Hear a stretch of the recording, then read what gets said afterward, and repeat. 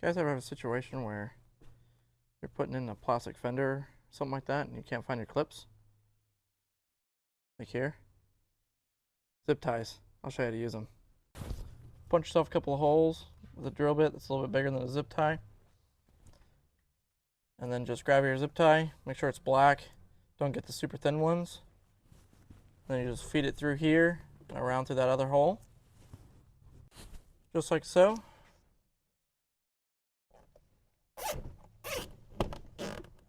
Pull them tight.